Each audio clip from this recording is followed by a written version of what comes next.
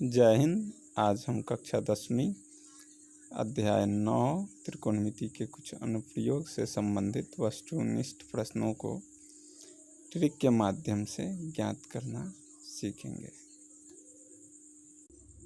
हमारा पहला क्वेश्चन है, भूमि से 100 मीटर की ऊंचाई तथा 60 डिग्री के उन्नयन कोण पर उड़ती हुई पतंग की डोरी की लंबाई है। 60 डिग्री का उन्नयन कोण है और पतंग की जो ऊंचाई है 100 मीटर। यहाँ एक रिलेशन होता है 60 और 90। समकोण त्रिभुज के 60 और 90 डिग्री के समक्ष भुजाओं के अनुपात का जो संबंध होता है √3:2 का होता है। तो यहाँ से अगर हम देखें,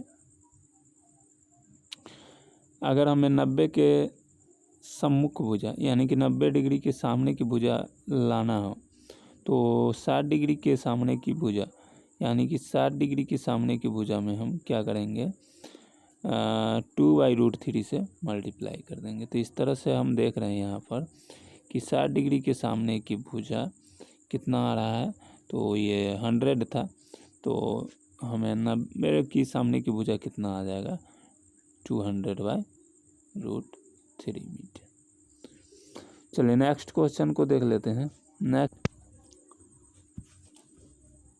12 मीटर ऊंचे खंभे की जमीन पर पड़ रही छाया की लंबाई 4√3 मीटर है। तो सूर्य का उन्नयन कोण है। अगर हम इसका फिगर ड्रॉ करें तो इस तरह से कुछ बनेगा। 12 मीटर ऊंचे खंभे की जमीन पर छाया की लंबाई दिख रहा है, कितना है, तो 4√3 मीटर है। तो सूर्य का उन्नयन कोण पूछा जा रहा है। यहाँ से अगर हम देखें तो ये हमारा खंभा, ये भूमि के साथ कितना 90 डिग्री का एंगल बनाएगा ज़मीन के साथ, और ये हमारा हो जाएगा एंगल, अगर हमसे पूछा जा रहा है उन्नयन कोण। तो एक लॉजिक है, अगर हम ये ध्यान में रखें कि 30 और 60 डिग्री के सम्मुख भुजाओं का अनुपातिक मान 1:√3 होता है।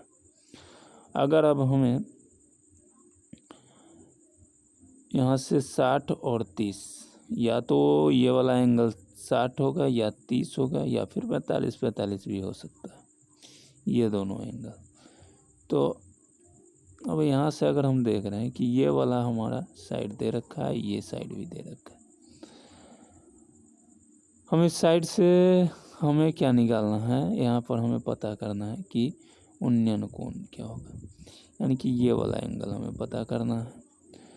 तो अगर हम ये बोले कि चलिए ये हमारा 60 डिग्री ले लेते हैं अगर इसको, तो अगर ये वाला एंगल हमारा 60 डिग्री का होगा उन्नयन कोण, तो इसके सम्मुख भुजा यानी कि सामने की भुजा 12 मीटर है। तो सामने की भुजा 60 के सामने की भुजा में अगर हम क्या करें, √3 से डिवाइड करें तो 30 के सामने की भुजा आता है जो कि 4√3 है।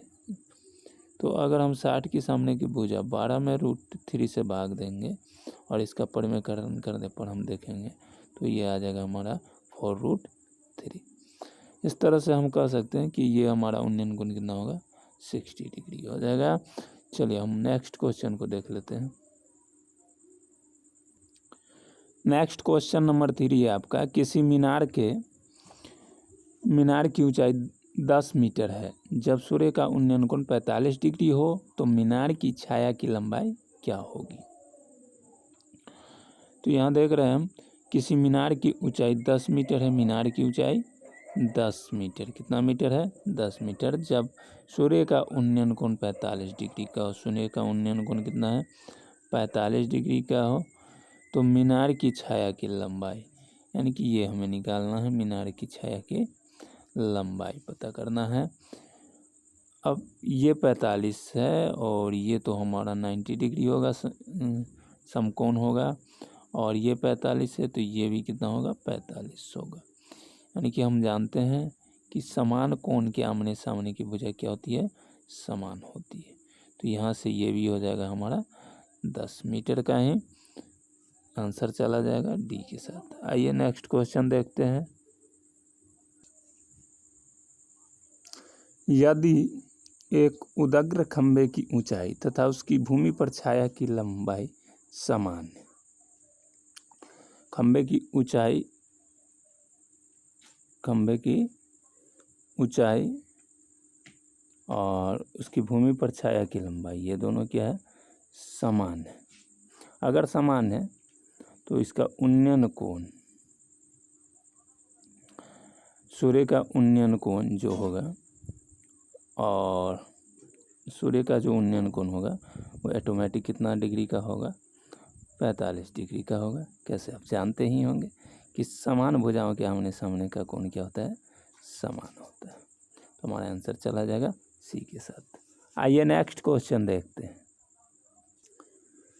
बिल्कुल इस तरह से हम क्वेश्चनों को लॉजिक में ही कर लेंगे।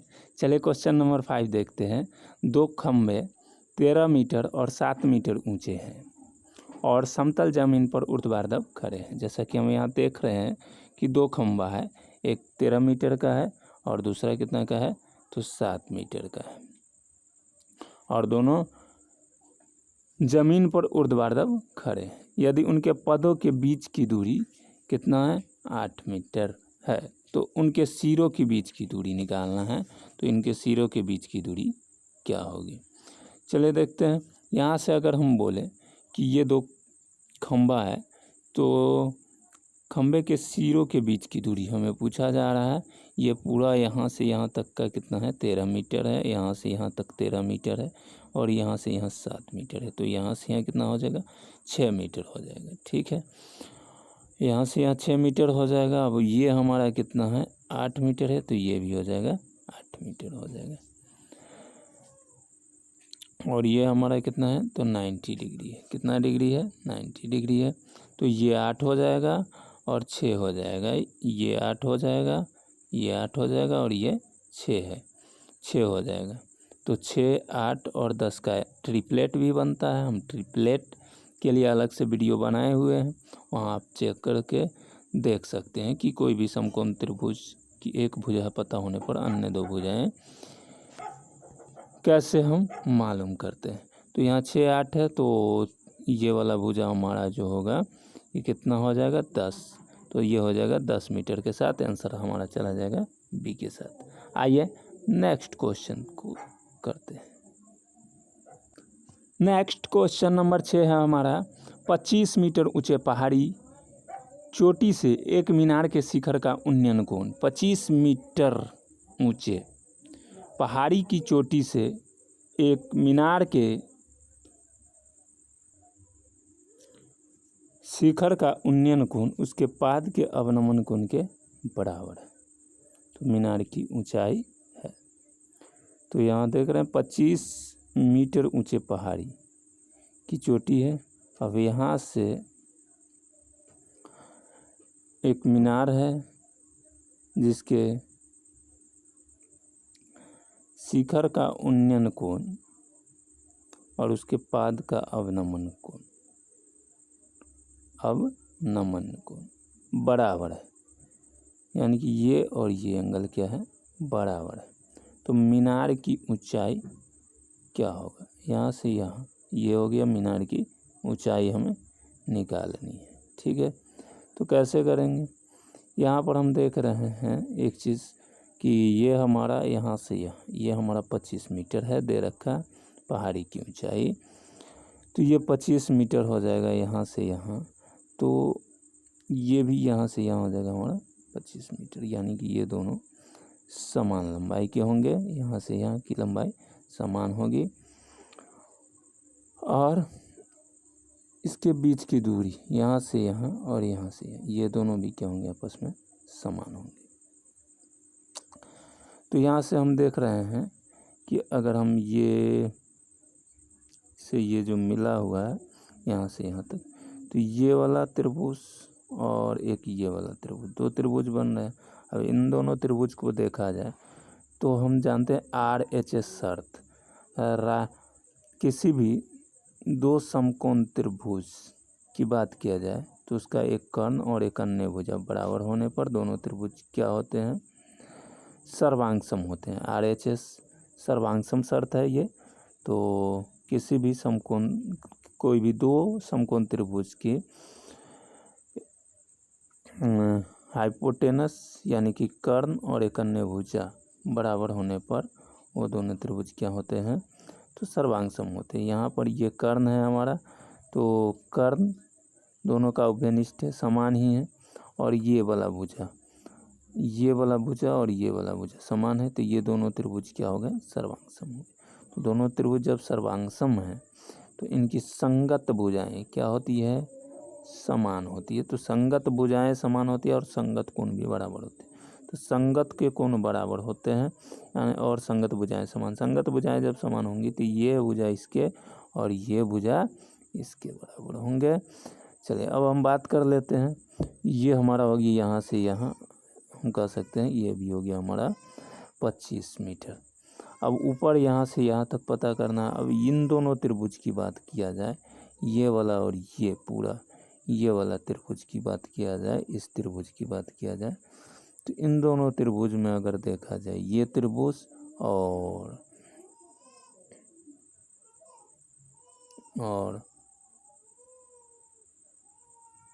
ये वाला त्रिभुज की बात किया जाए और इस त्रिभुज की बात किया जाए, तो इन दोनों त्रिभुज में हम देख रहे हैं कि ये वाला एंगल और ये वाला एंगल ये दोनों समान है, और ये साइड दोनों में उभयनिष्ठ है, और ये एंगल दोनों समकोण है यानी कि समान है। अगर ऐसा है तो दोनों त्रिभुज क्या होंगे, सर्वांगसम होंगे। अब दो त्रिभुज अगर सर्वांगसम है तो उनकी संगत भुजाएं क्या होती है, बराबर होती है यानी समान होती है। तो ये वाला भुजा और ये वाला भुजा समान हो जाएंगे। जब ये दोनों भुजाएं समान होंगी तो ये हमारा 25 और 25 मिलकर के बन जाएंगे 50 मीटर। हमारा आंसर चला जाएगा बी के साथ। आइए नेक्स्ट क्वेश्चन की बात कर लेते हैं। हमारा नेक्स्ट क्वेश्चन है क्वेश्चन नंबर 7। भूमि के एक बिंदु से जो मीनार के पाद से 30 मीटर की दूरी पर है।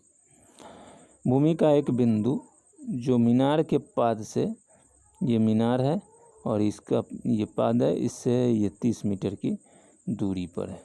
एक बिंदु है यहाँ पर जो कि 30 मीटर की दूरी पर है, ठीक है। तो मीनार के शिखर का उन्नयन कोण 30 डिग्री। अब यहाँ से मीनार के शिखर का उन्नयन कोण देखा जाए तो ये कितना है, 30 डिग्री है।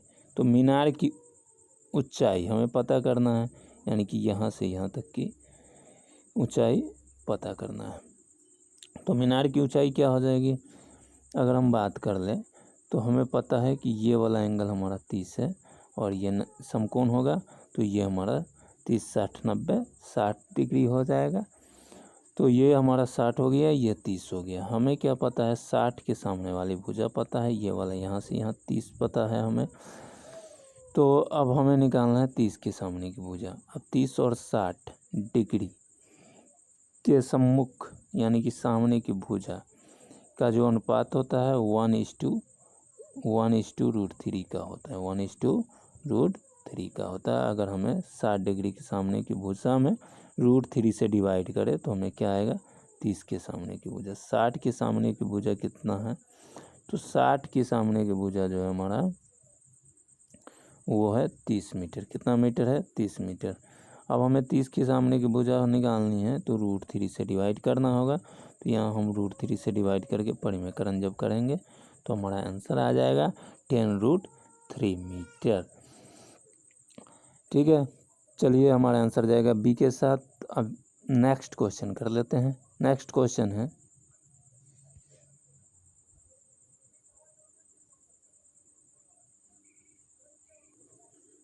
Question number 8।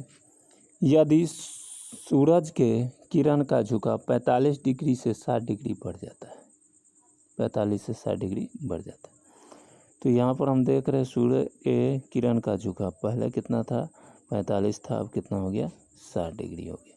पहले 45 था, अब कितना हो गया है, 60 हो गया।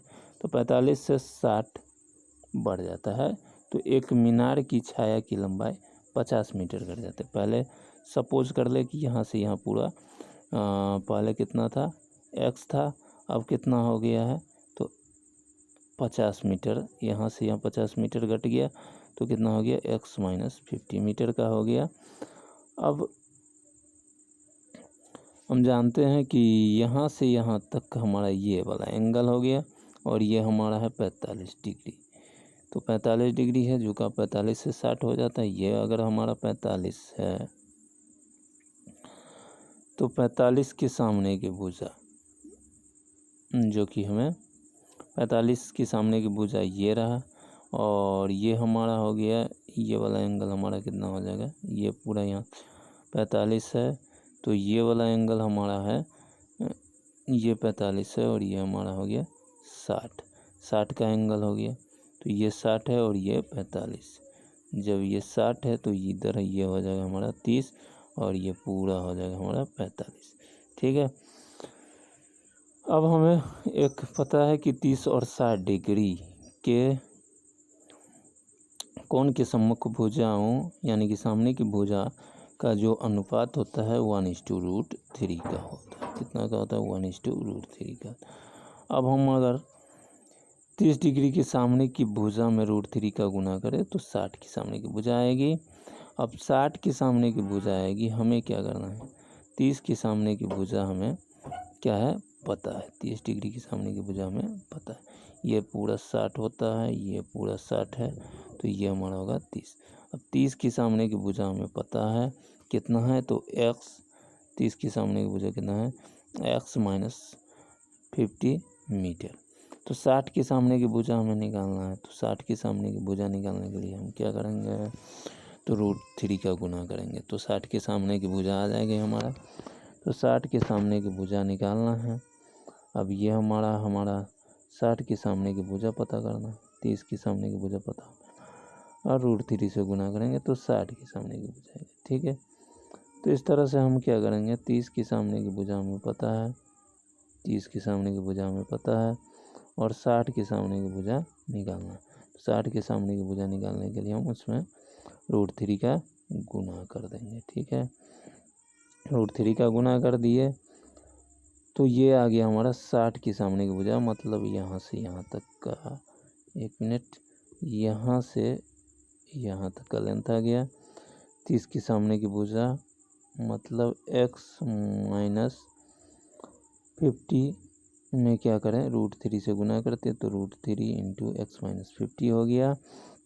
अब ये इक्वल होगा किसके, तो पूरा ये, अब देखो ये 45 डिग्री का है, ये भी 45 के सामने की भुजा हम मान लिए यहाँ पर x है, तो ये x है तो ये भी क्या होगा हमारा x होगा, तो x होगा कि समान, कौन के आमने सामने की भुजा समान होती।